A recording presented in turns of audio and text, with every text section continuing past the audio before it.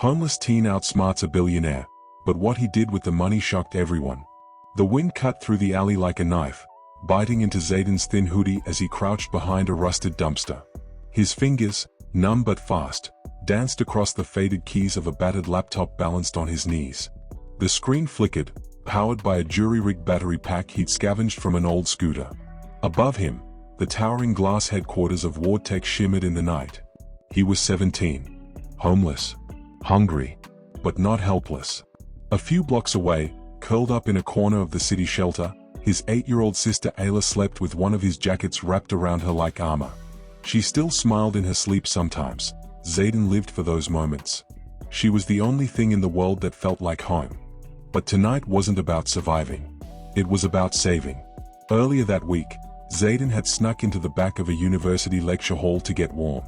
A presentation on app security flashed across the screen. It showed a new emergency response app, WardLink, developed by WardTech and already being rolled out across the country. Zayden spotted the flaw instantly. A recursive logic loop buried in the emergency dispatch subroutine. If triggered, it could crash the system entirely.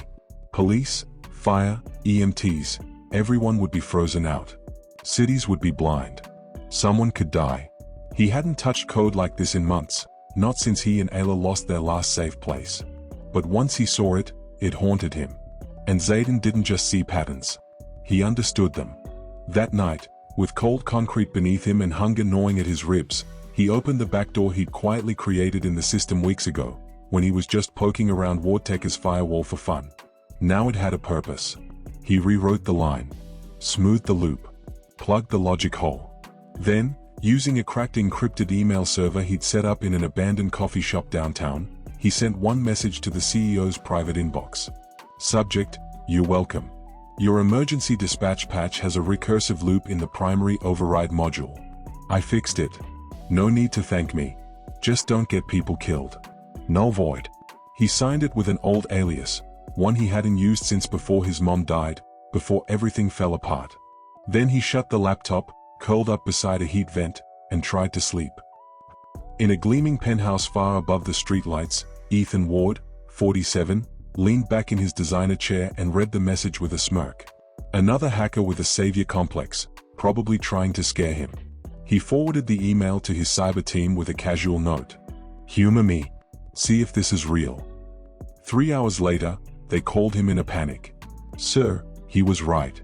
If this had gone live in Chicago next week as planned, we might have lost full coordination.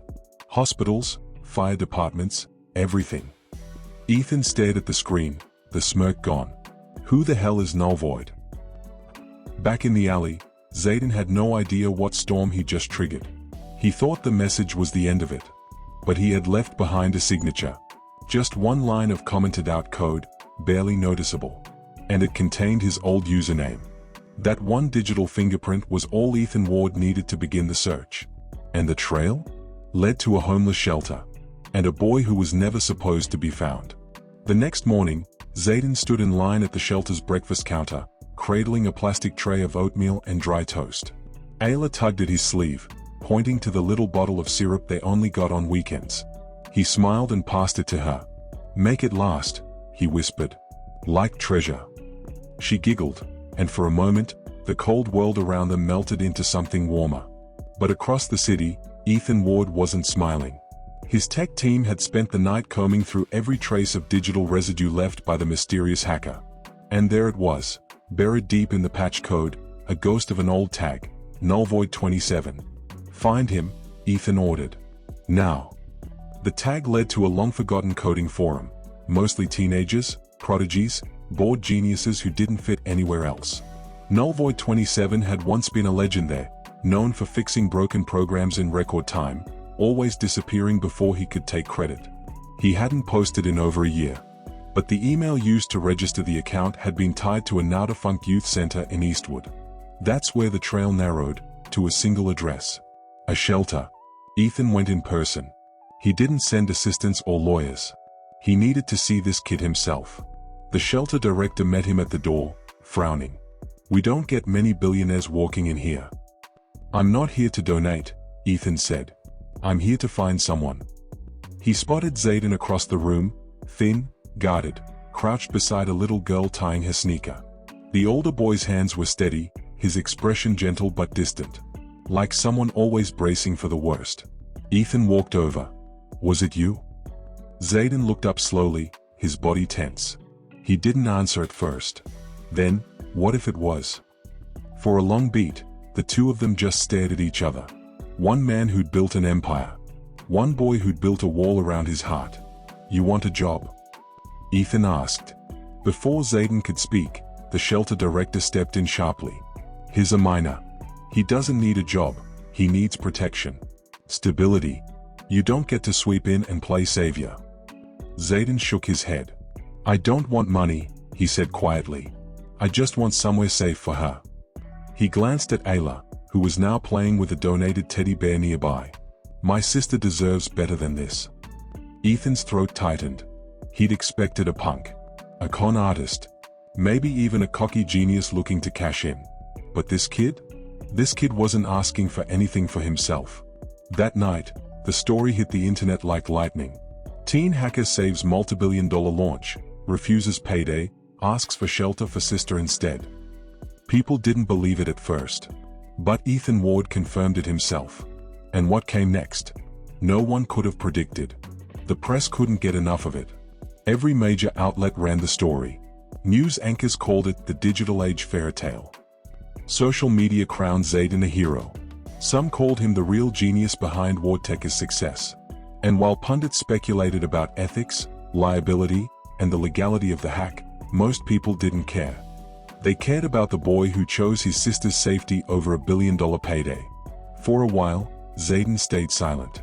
Ethan had offered him housing, private security, even a spot in a prestigious coding academy. Zayden turned it all down, until Ayla got sick. Nothing serious. Just a bad flu. But the shelter didn't have a nurse. No car to get her to urgent care. Zayden sat up all night with her, holding a damp cloth to her forehead, panic clawing at his chest. By sunrise, he called Ethan. "I'll do it," he said. "Whatever you offered before. But only if she gets everything first. School, doctor, a real bed. She comes first." "She already does," Ethan replied. That same day, Ayla moved into a safe, warm apartment on the 18th floor of a WardTech-owned building. Fully furnished, stocked with books, toys, and her favorite cereal. Zayden stayed too, reluctantly, not quite trusting any of it. But Ethan kept his word. Every day. And then, in a press conference streamed live to millions, Ethan did something no one expected. He stepped up to the podium, adjusted the mic, and said, "I built a company on innovation. On being the smartest person in the room. But I was wrong." He paused, looked directly at the camera. "Zayden wasn't just smart enough to catch a flaw my entire team missed. He reminded me what matters most, why we build anything in the first place. Not to profit. To protect." The room was silent. Effective immediately, "I'm stepping down as CEO of WardTech." Gasps rippled through the crowd. "I'm handing over the company's mentorship division, its future pipeline, to Zayden. Not as an employee. As its architect. He's creating a program to find kids like him. Kids we've failed. And we're going to listen." No staged applause. Just raw, stunned silence. Zayden didn't speak at the podium that day. He was in the back, holding Ayla's hand. And even though he hated attention, a part of him, deep down, was beginning to believe this wasn't just a rescue. It was the start of something bigger. 1 year later. The lights dimmed as the audience hushed. A single spotlight bathed the stage in white. Cameras zoomed in. The red letters behind him spelled TED. Zayden adjusted the mic, took a breath, and looked out at the sea of faces. Somewhere in the front row, Ayla sat cross-legged, hugging her favorite teddy bear in her lap. She wore a new dress. Clean shoes. Her hair braided with tiny silver stars. She looked up at her brother with wide, proud eyes. Zayden smiled, not the nervous kind, but something deeper. Grounded. Certain. "When you grow up on the street," he began, "people don't expect much from you." A ripple of stillness swept through the room. "They assume you're lazy. Dangerous. A lost cause." He paused. "But you learn how to survive. How to listen to things other people ignore. Footsteps, sirens, Wind through a busted window. Patterns. I learned to see those patterns in people, in the world, and in code. Images flickered behind him, lines of code, digital maps, snippets of the WardLink app. I didn't hack WardTech to show off. I didn't do it for revenge or fame. I did it because I couldn't sleep knowing people might die from something I knew how to fix. He glanced down for a moment, as if remembering the cold of the alley, the sound of Ayla's breathing as she slept on concrete. I didn't want money. I just wanted my sister to have a door that locked. A light switch. A school she wouldn't have to leave every time we lost a place to stay. He looked back up. Ethan Ward gave us that. But what he gave me was something bigger, a chance to make sure other kids don't have to earn safety by being a genius. The screen behind him shifted again, showing images of kids in classrooms, on laptops, learning to code in shelters, libraries, community centers. We called it the Echo Project. Because brilliance echoes. When you hear it once, you never forget the sound. He stepped back, voice quiet but clear. You don't need $1 million suit to make a difference. Sometimes, all you need is a broken laptop, and a reason. The audience stood as one. Applause thundered through the hall. But Zayden didn't bask in it. He walked off stage calmly, straight into Ayla's arms. She threw both arms around his waist. You sounded like a superhero, she whispered. He bent down and kissed her forehead. You are my superpower, he said. Ethan waited by the side curtain. He nodded at Zayden, not as a CEO or benefactor, but as an equal. Someone who understood that some stories don't end in rescue, they begin there. As they walked out into the cool night, Zayden didn't look up at the city skyline. He looked at Ayla. And he smiled. Because finally, they were home. The story teaches us that true genius isn't just about intelligence, it's about purpose. Zayden used his talent not for fame or fortune, but to protect the one person he loved most. In doing so, he reminded the world that compassion, sacrifice, and integrity are more powerful than wealth or status. Sometimes, the people with the least are the ones who give the most, and change everything. If you enjoyed this story, please like, comment, and subscribe for more. Let us know where you're watching from in the comments. Would also love to hear your thoughts on this story. Until next time, stay curious, who knows what story we'll uncover next.